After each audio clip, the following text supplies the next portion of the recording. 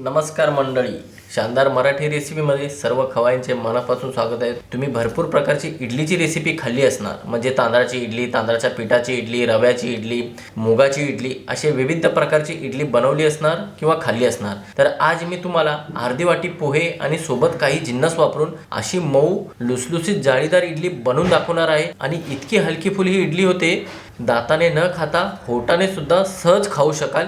ही इडली एकदा बनवून ट्राय करा आणि तुमची प्रतिक्रिया मला कमेंट बॉक्समध्ये नक्की कळवा। सर्वात अगोदर आपल्याला मोठंसं भांडं घ्यायचं आहे आणि ह्या भांड्यामध्ये आपल्याला अर्धी वाटी जाड पोहे घ्यायचे आहेत, जे आपण रोज कांदे पोहेसाठी वापर करतो ना, तेच पोहे आहेत। आणि ह्या पोह्यांना आपल्याला स्वच्छ 2 ते 3 वेळा धुवून घ्यायचं आहे। पोहे धुण्या अगोदर ह्याला चांगल्या प्रकारे चाळणीने चाळून घ्या। ह्याच्यामधला डस्ट बाहेर काढा, जो काही स्टार्च आहे तो निघून जायला पाहिजे। आणि पाणी ह्याच्यामध्ये थोडंसं टाकल्यावर ट्रान्सपरंट दिसायला पाहिजे। इतक्या चांगल्या पद्धतीने पोहे अगोदर आपल्याला स्वच्छ 2 ते 3 वेळा धुवून घ्यायचं आहे। पोह्यांना 2 ते 3 वेळा स्वच्छ धुवून घेतलेलं आहे आणि पाणी टाकलं तर ह्याच्यामध्ये ट्रान्सपरंट सुद्धा दिसेल। तरी सुद्धा ह्याच्यामध्ये जास्त पाणी टाकायचं नाही, कारण की धुतल्यामुळे थोडेसे नरम झालेले आहेत आणि थोडा वेळ आपल्याला याला बाजूला ठेवायचं आहे। आता इथे दुसरीकडे एका भांड्यामध्ये आपल्याला सेम क्वांटिटीमध्ये बेसन घ्यायचं आहे। म्हणजे अर्धी वाटी आपण पोहे घेतले, मग अर्धी वाटी आपल्याला चण्याचं पीठ म्हणजेच की बेसन घ्यायचं आहे आणि अर्धी वाटी बारीक रवा किंवा जाड रवा घ्यायचा आहे। आता ह्याच्यामध्ये आपल्याला थोडं थोडं पाणी टाकायचं बरं का, एकदाच संपूर्ण पाणी टाकायचं नाही, म्हणजे जास्त पाणी टाकायचं नाही। थोडं थोडं पाणी टाकून ह्याचा एक मीडियम थिकमध्ये आपल्याला घोळ तयार करून घ्यायचा आहे। बेसनाच्या गाठी व्हायला नाही पाहिजे, म्हणून आपण ह्याच्यामध्ये थोडं थोडं पाणी टाकूया। थोडं थोडं पाणी टाकून असं मीडियम कन्सिस्टन्सीमध्ये आपल्याला बेसन आणि रव्याचा घोळ बनवून घ्यायचा आहे। पाहू शकता, अशी कन्सिस्टन्सी पाहिजे। आता काय करायचं, मिक्सरच्या भांड्यामध्ये हा संपूर्ण घोळ आपल्याला काढून घ्यायचा आहे आणि ह्याच्यामध्ये आता आपल्याला पाणी नाही वापरायचं बरं का। ह्याच्यामध्ये या घोळ बरोबर आपल्याला भिजत ठेवलेले पोहे काढून घ्यायचं आहे। पोहे काढून घेताना ह्याच्यामधलं संपूर्ण पाणी आपल्याला काढून घ्यायचं आहे, मगच या मिक्सरच्या भांड्यामध्ये आपल्याला पोहे काढून घ्यायचे आहेत। आता इथे आपल्याला या इडलीची चव आंबवलेल्या इडलीसारखी येण्यासाठी 2 ते 3 चमचे दही वापरायची आहे। दही जास्त आंबट असल्यामुळे मी 2 ते 3 चमचे दही वापरत आहे। तुम्ही कमी आंबट दही वापरत असाल तर सेम क्वांटिटीमध्ये दही वापरू शकता। म्हणजे जितक्या क्वांटिटीमध्ये तुम्ही रवा, बेसन आणि पोहे वापरलेले आहेत, तितक्याच क्वांटिटीमध्ये दही वापरू शकता। किंवा दही वापरायची नसेल तर 2 लिंबाचा रस वापरला तरी काही हरकत नाही। आता आपल्याला याला चांगल्या प्रकारे एकदम बारीक वाटून घ्यायचा आहे। सर्व जिन्नस एकजीव सुद्धा व्हायला पाहिजे चांगल्या प्रकारे। सर्व जिन्नस मिक्सरला वाटून झालं की याला मोठ्याशा भांड्यामध्ये काढून घ्यायचं आहे। पाणी अजिबात वापरलेलं नाही, पाहू शकता अशी कन्सिस्टन्सी पाहिजे। तुम्ही पाणी जास्त वापरलं हे सर्व जिन्नस वाटताना तर कन्सिस्टन्सी बिघडू शकते। घट्ट ठेवायचं आहे। पुन्हा वाटलंच तर तुम्ही ह्याच्यामध्ये पाणी टाकू शकता, पण अगोदरच आपल्याला ह्याच्यामध्ये पाणी वापरायचं नाही आणि अशी परफेक्ट कन्सिस्टन्सी तयार करून घ्यायची आहे। आता ह्याच्यामध्ये आपल्याला 1 चमचा रिफाईंड ऑइल वापरायचं आहे, म्हणजेच की तेल वापरायचं आहे। कोणतेही तेल तुम्ही वापरू शकता, फक्त मोहरीचं तेल वापरू नका। मोहरीचं तेल वापरल्याने वास येतो, म्हणून मोहरीचं तेल वापरायचं नाही। तेल वापरल्याने इडली एकदम मऊ होते, ओलावा पकडून राहतो, म्हणून इथे तेल वापरणं गरजेचं आहे। आणि 1 मिनिटापर्यंत किंवा 2 मिनिटापर्यंत हलक्या हाताने ह्याला एका डायरेक्शनमध्ये फेटून घ्यायचं आहे। फेटल्याने ह्याच्यामध्ये हवा भरली जाते आणि इडली मस्त एकदम मऊ जाळीदार बनते, म्हणून फेटून घेणं ही महत्त्वाचंच आहे।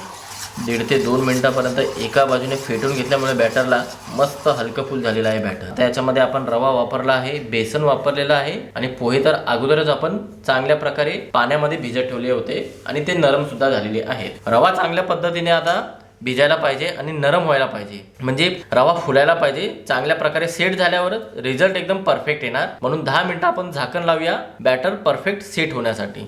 आता इथे नाश्त्यासाठी चटणी बनवायची आहे, त्यासाठी पॅनमध्ये आपल्याला 2 ते 3 चमचे तेल घ्यायचं आहे।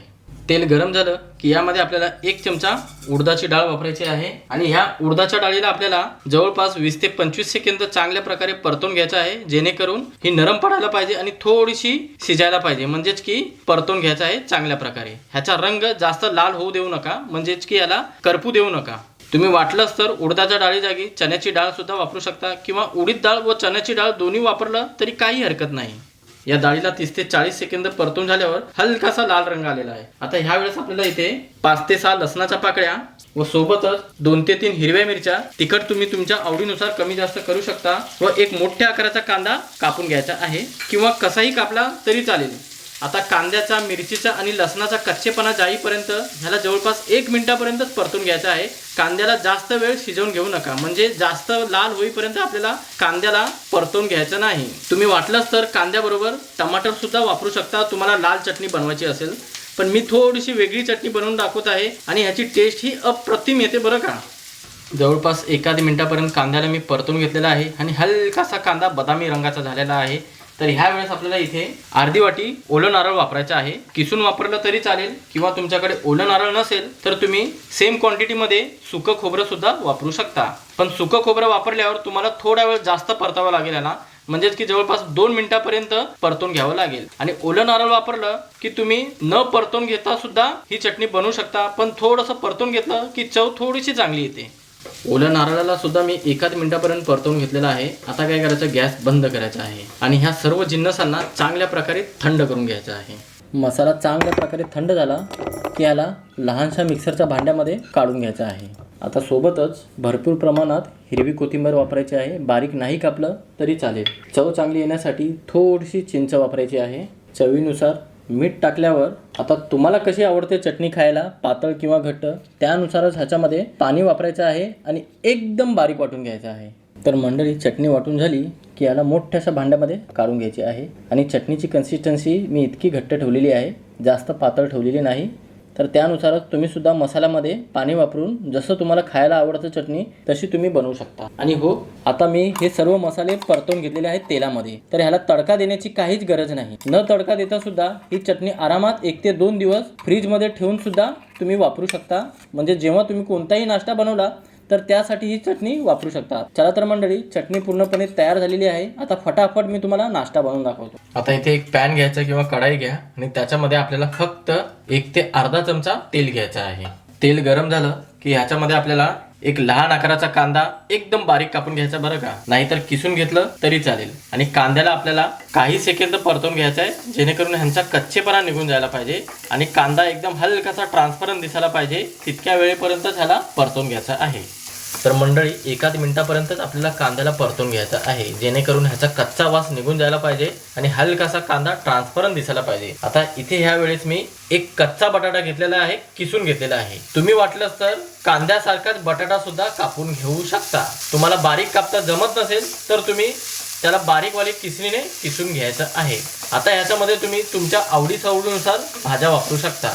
तर मंडळी, बटाट्याला आणि कांद्याला जवळपास 3 मिनिटापर्यंत मी परतून घेतलेला आहे सुरुवातीपासून. आणि बटाट्याचा रंग वेगळा न होता मस्तपैकी बटाटे शिजले सुद्धा आहेत. हा थोडंसं पॅनला का चिटकलेला आहे, कारण की आपण कमी तेलाचा वापर केलेला आहे. असं पॅन एकदम घासून घ्या, म्हणजे चिटकलेला बटाटा निघेल. आणि लाल न होण्याच्या आधीच ह्याला थंड करून घ्यायचा आहे, गॅस बंद करून.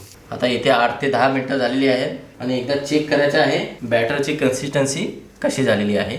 रवा भिजल्यानंतर फुगतो आणि पाणी शोषून घेतं. हलकसं घट्ट झालेलं आहे बॅटर, म्हणजे 1-1.5 चमचा पाणी लागू शकतं किंवा नाही वापरलं तरी चालेल. कन्सिस्टन्सी एकदम योग्य आहे. आता इथे या वेळेस आपल्याला ही फ्राय करून ठेवलेली भाजी ह्याच्यामध्ये टाकायची आहे. पूर्ण थंड झाल्याशिवाय टाकायची नाही बरं का. आणि सोबतच चवीनुसार मीठ, चिमूटभर हळद टाकायचं आहे. रंग चांगला येण्यासाठी टाकायचा आहे, पूर्णपणे ऑप्शनल आहे. तुम्ही नाही हळद वापरलं तरी काही हरकत नाही, पण दिसायला एकदम सुंदर दिसते ही इडली. आणि चांगल्या प्रकारे पुन्हा हलक्या हाताने 1 मिनिटापर्यंत ह्याला फेटून सुद्धा घ्यायचं आहे आणि सर्व जिन्नस एकजीव सुद्धा करून घ्यायचं आहे. तर मंडळी, आपण पाहू शकता 1 मिनिटापर्यंत पिठाला फेटून घेतल्यामुळे सर्व जिन्नस एकजीव सुद्धा झालेले आहेत आणि पीठ सुद्धा हलकं फुल झालेलं आहे. आता इथे यावेळेस इडलीला मस्त जाळी पडण्यासाठी आपल्याला सोडा नाही वापरायचा आहे, एक लहान पॅकेट इनो वापरायचं आहे. आणि सोबतच काही थेंब पाणी टाकायचं आहे इनो चांगल्या प्रकारे ॲक्टिव्ह होण्यासाठी. आणि पुन्हा हलक्या हाताने काही सेकंद फेटून घ्यायचं आहे, एकदम हलक्या हाताने बरं का. आणि चांगल्या प्रकारे एकजीव सुद्धा झालेला आहे. बॅटर मस्तपैकी फुगलेला आहे. मी तुम्हाला आज मिनी इडली बनवून दाखवत आहे. तुम्ही वाटलंच तर मोठ्या साईजची इडली सुद्धा बनवू शकता. 1 चमचा याच्यामध्ये आपल्याला बॅटर अगोदर टाकून घ्यायचं आहे. अगोदर ह्या इडली स्टीमरला आपल्याला चांगल्या प्रकारे तेलने ग्रीस करायचं आहे, मगच ह्याच्यामध्ये आपल्याला हे बॅटर सोडत जायचं आहे. तर इथे अगोदरच मी पूर्वतयारी करून ठेवलेली आहे. असं इडली स्टीमरमध्ये 1 ते 2 ग्लास पाणी घेतलेलं आहे आणि पाणी चांगल्या प्रकारे गरम झालं तरच आपल्याला हे इडली पात्र ठेवायचं आहे. त्याच्या अगोदरच इडली पात्र ठेवायचं नाही. असं काटोकाट बॅटर इडली पात्रामध्ये भरून झालं की असं आरामात ठेवायचं आहे. आणि आता झाकण लावायचं आहे. 8 ते 10 मिनिटापर्यंत गॅस फास्ट करून स्टीम द्यायचं आहे. तर मंडळी 8 ते 10 मिनिटं झालेली आहेत. झाकण काढायचं आहे. अरे वा मंडळी, काय टम्म फुगलेले आहेत. बोट लावून बघायचं आहे. अजिबात बोटाला बॅटर चिटकलेलं नाही, म्हणजे परफेक्ट इडली स्टीम झालेली आहे. आता इडली स्टीमर काढायचं आहे आणि चांगल्या प्रकारे थंड करून घ्यायचं आहे आणि अशाच पद्धतीने उरलेल्या बॅटरचे इडल्या बनवून घ्यायच्या आहेत. तर मंडळी इथे इडली स्टीमर पूर्णपणे थंड झालेला आहे. थंड झाल्याशिवाय इडली स्टीमर मधून डिमोल्ड होणारच नाही. ह्याला चमचाची किंवा थंड पाण्याची सुद्धा गरज नाही. पाहू शकता आरामात इडली हातात येत आहे. असं चांगल्या प्रकारे थंड झाल्यावरच इडली डिमोल्ड होतात. आणि पाहिलं ना मंडळी, काय मस्त जाळी पडलेली आहे. पाहू शकता जबरदस्त अशी जाळी पडलेली आहे आणि एकदम मऊ झालेली आहे. आता ह्याला अशाच पद्धतीने डिमोल्ड करतो आणि एका प्लेटमध्ये काढून ठेवतो. बघता क्षणी हा व्हिडिओ तुम्ही 100% बनवणार इतकं मी तुम्हाला खात्रीने सांगतो. इतक्या मऊ लुसलुसीत झालेले आहेत आणि जाळी तर विचारूच नका, जबरदस्त अशी जाळी पडलेली आहे. आपल्या घरी आजी आजोबा असतील, त्यांना दात नसतील, ते सुद्धा होठाने खाऊ शकतात, इतकी मऊ लुसलुसीत झालेली आहे आणि एकदम हलकी फुल एखाद्या कापसाप्रमाणे. मंडळी तोडून दाखवतो, पाहू शकता एकदम सहज तुटत आहे आणि दिसायलाही जितक्या सुंदर दिसतात, खायला तर भरपूरच पौष्टिक झालेले आहेत. तर मंडळी आजची रेसिपी कशी वाटली नक्की कळवा तुमची प्रतिक्रिया मला कमेंट बॉक्समध्ये. चला तर मंडळी अशा नवनवीन रेसिपीसह पुन्हा एकदा भेटूया. धन्यवाद.